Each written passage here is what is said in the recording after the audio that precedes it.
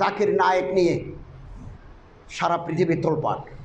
আজ সকালে মালয়েশিয়ার প্রধানমন্ত্রীর সাথে ভারতের প্রধানমন্ত্রীর বৈঠক হয়েছে।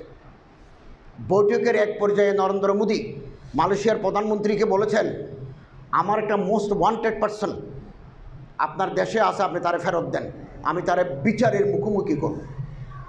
আমাদের ইমান, আমাদের উখুওয়াত, আমাদের বারাদরি পানি হয়ে গেল দুনিয়ায়। এক ব্যক্তিকে একটা প্রেসিডেন্ট, প্রধানমন্ত্রী বলে যে আপনি ফেরত দেন। এখন ভারতে ওনার নাগরিকত্ব নাই, ওনার সমস্ত সম্পত্তি বাজেয়াপ্ত। ওনার মালয়েশিয়ার কোনো কথা বলতে পারবেন না, রেডিওতে, টেলিভিশনে, জনসভায়, সেমিনারে কোনো কথা বলা যাবে না, কেবল ঘরের ভিতরে থাকবেন, খাবেন। বেরও করে দিতে পারে, তার আরপি বাতিল হয়ে যেতে পারে। কানাডায় ওনারা ভিসা দিচ্ছে না, ইংল্যান্ড ভিসা দিচ্ছে না, সৌদি আরব থেকে বের করে দিয়েছে। দুবাইতে ওনার পিস টিভির স্টুডিও আছে, দুবাইতে ওনার স্থাপনা আছে, ওখান থেকে ওনারা বের করে দিয়েছে। কি কারণ? কারণটা কি? উনি আহলে হাদিস, উনি ইহুদির এজেন্ট, উনি খ্রিস্টানের দালাল, উনি জঙ্গি, উনি টাই পড়েন, শার্ট গায়ে দেন। এগুলো হচ্ছে স্থূল কথা, যাদের দিমাগ মোটা তারা একথা বলে থাকে মাত্র। কেন জাকির নায়েক সারা বিশ্বের জন্য আজকে চ্যালেঞ্জ হলো? কেন? পিছনে অন্য কারণ আছে। এই কারণের পিছনে কেউ নাই। বড় বড় কিতাব লিখেছি, ইহুদির দালাল জাকির নায়েক, এ সমস্ত কথা আমরা বলেছি।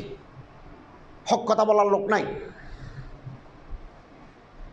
জাকির নায়েক তকাবলে আদিয়ানের মাহের, scholar on comparative study of religion, বিভিন্ন ধর্মের উপরে তার পড়াশোনা আছে, যেটা আমার নাই, আপনার নাই।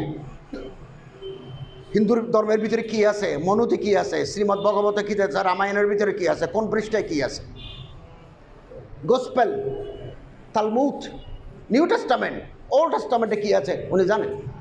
কোরআন শরীফের উপরে ওনার একটা অবুর আছে, আহাদিসে নববির ভিতরে ওনার একটা দখল আছে। উনি যদিও বা বাকায়দা আলেম নন, মাদ্রাসায় পড়ে কোনো সনদ ইয়াফতা নন, কিন্তু পড়াশুনো আছে। কিন্তু উনি ফকি নন, মুফতি নন, উনি ডাক্তার, ইংরেজি শিক্ষিত লোক, কিন্তু এই ফিল্ডে উনি মেহনত করেছেন।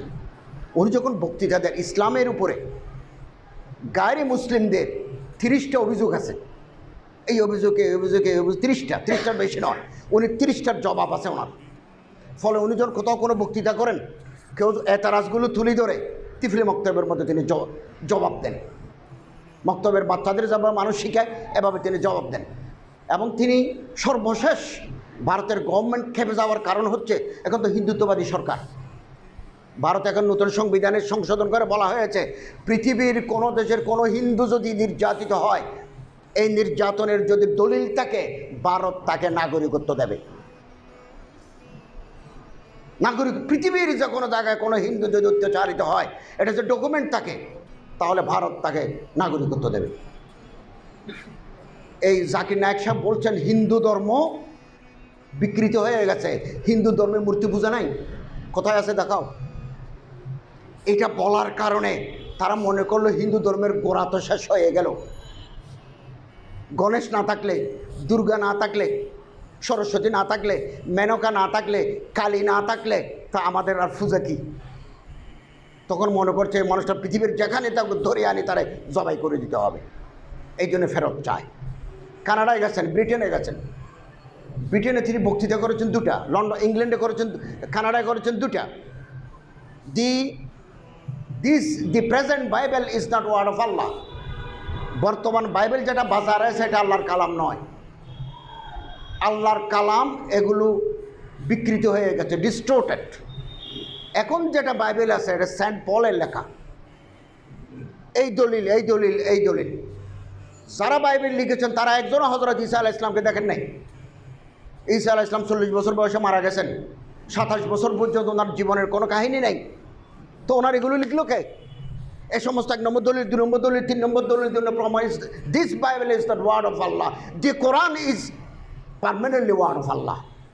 একথা বলার পরে সামনে যারা বিভিন্ন গির্জা থেকে আসছেন, তারা জিপ জিব্বা কামড় দিয়ে রাখলো। ও মা, এটা কি কথা বলে, এটা তার শুনে নাই। এই মানুষ যদি কানাডায় বক্তৃতা করতে পারে 3 মাসের ভিতরে তো কানাডায় এই সাইজ শেষ। অতএব এই লোকটা যেন আর না ঢুকে। অতএব ডক্টর জাকির নায়েক তো মুসলিম উম্মার সম্পদ। সম্পদ ইত্তেহাদ মাল ইখতিলাফ, ইত্তেফাক মাল ইখতিলাফ। ওনার সাথে আমাদের উনি এক নশিস্তে 3 তালাক দিলে 1 তালাক বিশ্বাস করেন, আমি এটা মানি না। 3 তালাক দিলে 3 তালাক ওয়াকে হবে। এরকম ফিকহি বহু মাসাইলের সাথে আমাদের অনেকের একতলাফ আছে, কিন্তু তার যে অবস্থান, তার যে বাইনুল আখওয়ামি খেদমাত, এটাকে আমি মাটি করে দিতে পারি না। আমার কাছে মজবুত কবি দলিল না থাকা পর্যন্ত আমি কোনো মানুষকে ইহুদির দালাল বলতে পারি না।